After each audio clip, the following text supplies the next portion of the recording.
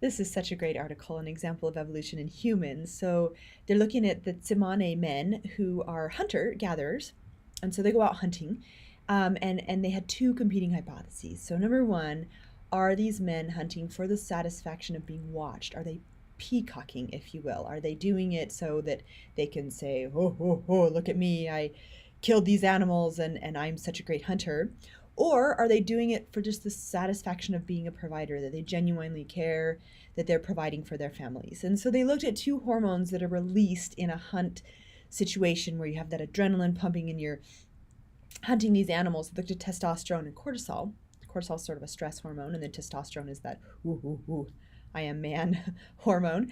So they looked at those two hormones, and so they had these two hypotheses. And if the first hypothesis is true, that if men are doing it as a way of peacocking, then the more people that are watching, or the bigger the kill, the more these hormones should be released. They get more satisfaction the more people that are watching, which you often see in cases like car surfing. I don't know if you've ever seen car surfing, but it's when a guy will like stand on the top of a car and surf as the car is going along, and that's been shown to be a behavior that men do to impress other men. So you would see cortisol levels and testosterone levels increase the more men that are watching.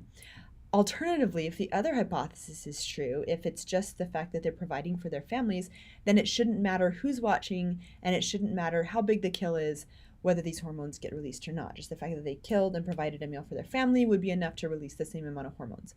And so that's what they did. They tested the spikes in testosterone and cortisol in these men, depending on whether people were watching and how big the kills were. And what they found is that it didn't matter. It didn't matter how many people were watching. It didn't matter how big the kill was. They got the same release, which, way to go, men, means that they really are doing it for the satisfaction of being a provider for their families. So kind of cool, but kind of cool to think about the idea that the behaviors that we exhibit as humans are very much under evolutionary selection. That behaviors that increase fitness are selected for, and it's very much physiological. It's selected for by the biological and biochemical pathways that are happening with the hormones and the responses. And anyway, really cool example of human evolution.